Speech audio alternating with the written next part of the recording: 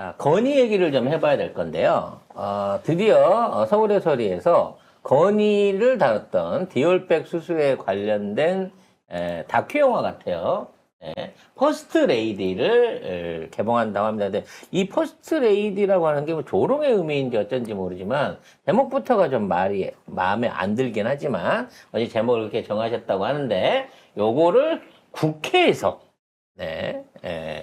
틀기로 했다고 합니다. 대회의실에서 시사회를 한다고 하는데 이런 거 이거를 과연 시중 그 극장에서 받아서 이거를 상영할 수 있을지 한번 기사를 확인해 보도록 하겠습니다. 네, 서울의 소리 프로젝트 일환으로 제작된 다큐멘터리 영화 퍼스트 레이디가 드디어 베일을 벗습니다. 시사회가 오는 11월 22일 저녁 7시에 국회의원 대회의실에서 열릴 예정입니다. 이 영화는 7시간 녹취록부터 디올백 수수까지 사실을 기반으로 해당 사건 당사자인 김건희 씨의 의혹을 공익적 관점에서 파헤치는 내용으로 구성됐습니다.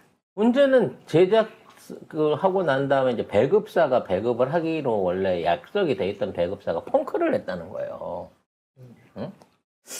그래서 지금 이거를 시중에 이제 그 소비자들한테 이제 틀 수 있을까 이게 걱정이거든요. 왜냐면 이게 리워드 펀딩이라 그래갖고 일단 그 제작비를 먼저 펀딩을 받아가지고 제작을 한 영화이기 때문에 흥행을 흥행 수익을 올려가지고 이걸로 이제 펀딩하신 분들한테 원금 내지는 배당금을 돌려드려야 되는 영화거든.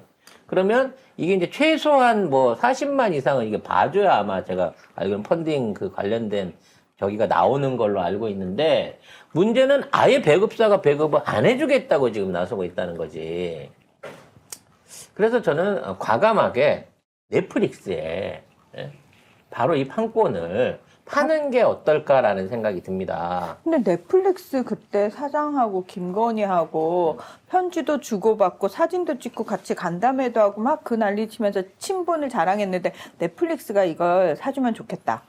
네. 뭔 얘기지? 네. 굉장히 바람직한 얘기예요. 왜 그 말씀을 드리는 거냐면, 지금 이게 그 영화 관련된 그 상영법이 바뀌어갖고요. 이걸 극장에서 한 번이라도 걸어버리잖아요? 그럼 6개월 동안은 TV나 이쪽에 그쪽으로 못 넘어가요. 그러니까 그걸 거치지 말고, 그냥 바로 극장을 가지 말고, 그냥 바로 들어가는 거야. 넷플릭스에 들어가는 거야. 그래서 넷플릭스의 판권료를 조금 요구하셔도 되고, 아니면 넷플릭스의 그 시간별로, 한 3개월 정도만 한정 계약을 해갖고 싸게, 아니면 무료로 그 홍보 개봉을 한 다음에 다시 재개봉을, 극장 재개봉을 역순으로 하는 방법도 있을 수 있거든요.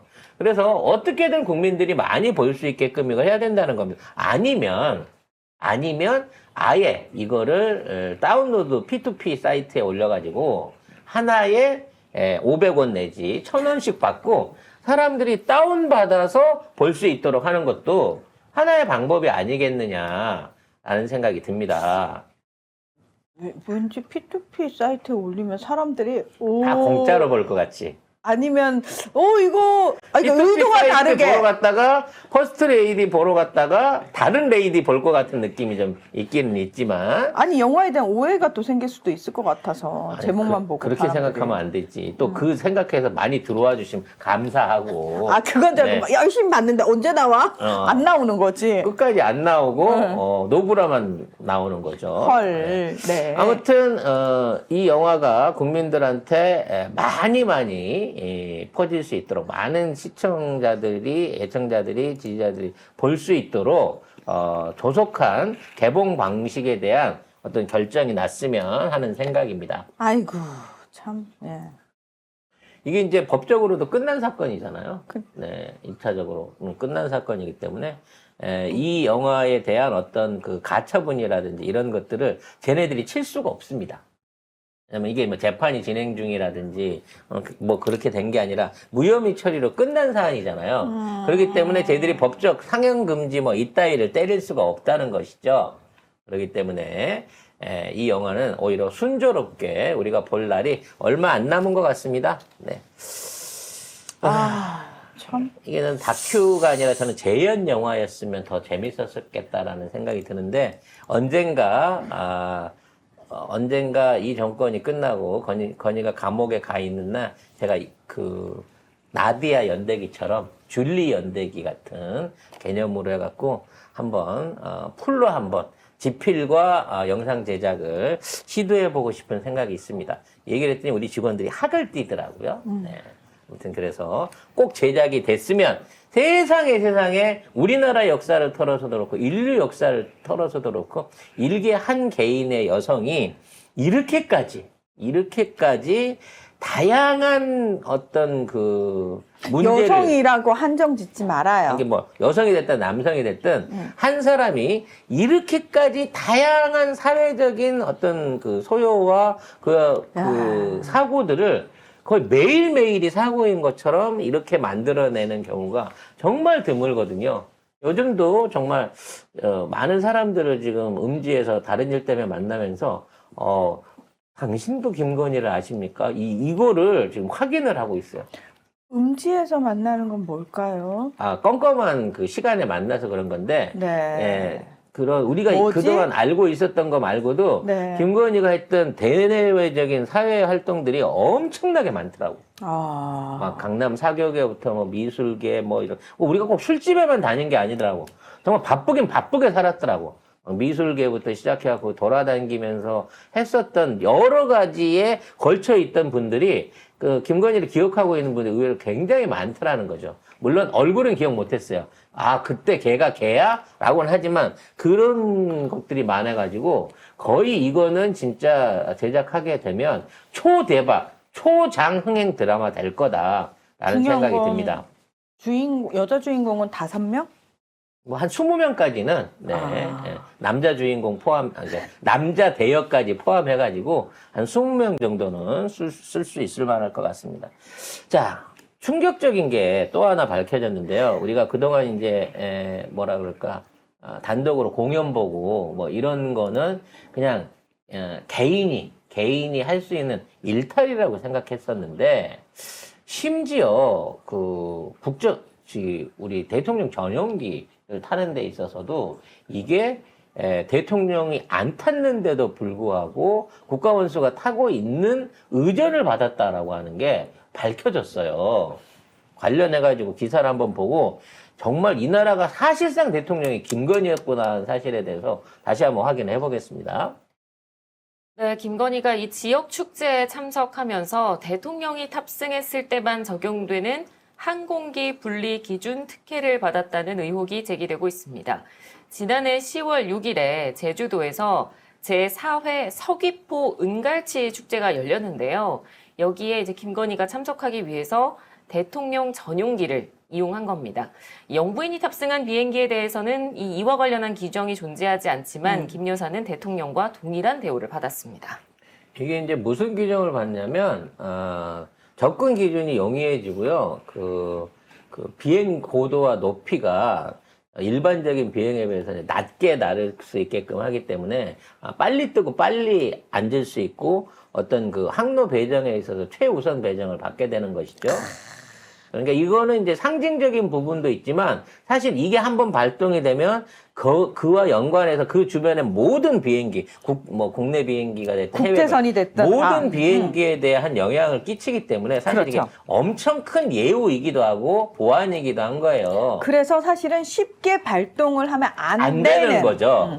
그래서 이건 대통령이 간다라는 행사인 거고 이건 좀 공식적이고 뭔가 큰 행사가 있을 때만 이게 발동이 돼야 맞는 거거든요.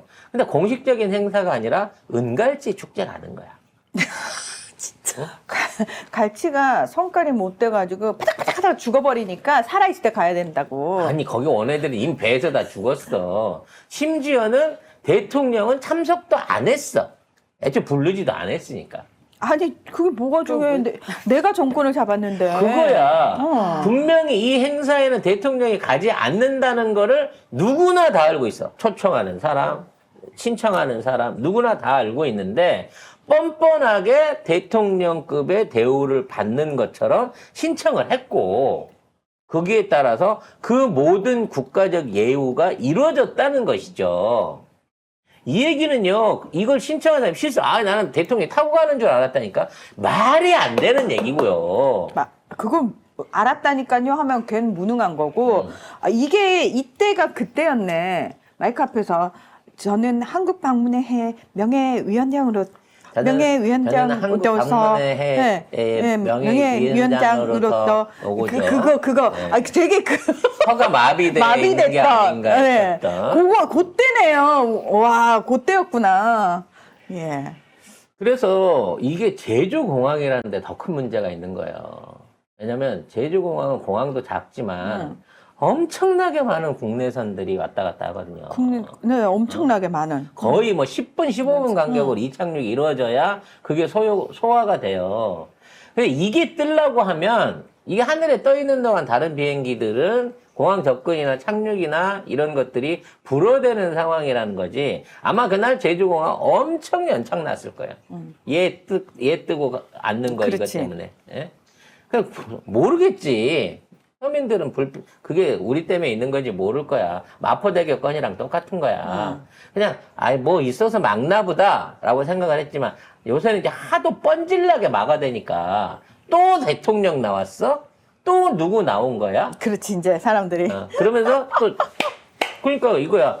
그냥 막는 거는 괜찮은데 교통경찰관들이 나와서 신호등이나 여기에 서 있으면요. 그건 대통령 지나가는 거예요. 일반적인 행사랑 또 달라요. 근데 거기에 여경이 나와 있잖아요. 그러면 김건희 건이? 나온 겁니다. 그 차이가 있다는 거죠. 그래서 마포대교도 지들이 통제 안 했다고 했지만 했잖아요. 심지어 다리 위까지 했잖아. 야, 이제 공항에서 내가 탄 비행기가 빨리 착륙을 했는데 안 한다. 그러면은 승무원한테 저 혹시 또 대통령 전용기 그렇지. 떴어요? 왜 그러는 거예요? 이러고 얘기를 지금 뭐 해야겠네. 용산 주변에 있는 분들 출퇴근 시간에 힘든 거는 말도 아니잖아요. 그렇죠. 이번에 그 마포대교 제가 그거 관련해갖고 이거 대놓고 다리 통제하고 이거 뜬 것 같다니까 막 항의글이 올라왔어. 다리를 막은 적이 없다는 거야. 장난치냐고. 다리가 텅 비어 있었는데 장난치냐고. 그게 걔들이 막는다는 건 다리 입구에다가 바리케이트를 쳐놓고 이렇게 막는 거지. 근데 다리로 진입하는 신호등에서 출발 신호를 안 안 내주면 주면 다리가 막는 거지. 막아지는 거잖아. 그걸 옛날처럼 진짜 바리케이트 넣고 삑삑삑 해갖고 날려갖고 막은 게 아니라고요. 아유, 하여튼 이 찍들은 멍충해가지고 시간 네가 많이 봤어 시간대. 그러는 거야. 다리 통제하는 거 봤어? 다리에 바리케이트 쳤어? 바리케이트 치면 더 눈에 띄지. 바보야. 자연스럽게 양쪽에서 들어오는 신호등을 꺼버리면 그쪽으로 진입을 안 시켜주면 고르게 다리가 비는 거야. 아주 그냥 대통령이나 그 지지자들이나 아주 70, 80년대 독재 시대에 살아가지고 그래서 하는 지들은 짓거리라고. 이게 완전 아유. 범죄일 줄 알고 안 했다고 하는데 이거는 100% 사진 촬영을 위해서 출국길 시민들이 희생한 거야. 요때도 마찬가지야. 은갈치 축제에 오기 위해서 얼마나 많은 사람들이 비행기를 탔다가 연착을 당했을 것이며 보령 모두 축제에 나타나는 것 때문에 그 근방 도로가 개판된 거 여러분 너무 기억하시잖아. 이런 짓거리들 거침없이 해요. 꼭 그렇게 의전을 지켜가면서 이렇게 시끌벅적하게 가야 돼? 헬기 타고 갈 수 있잖아. 영부인 같으면 차라리 전용기까지 아니라 철도 타고 목포 가서 2시간 배 타고 들어가면서 시민들하고 만나갖고 저도 갈치축제 가는데 이런 거를 연출하는 게 사실은 더 진정성 있지 않아? 이렇다위 의전을 대놓고 제공한 게 이 갈치축제 하나뿐이겠냐고요. 그렇게 싸돌아다니길 좋아하는 김건희가.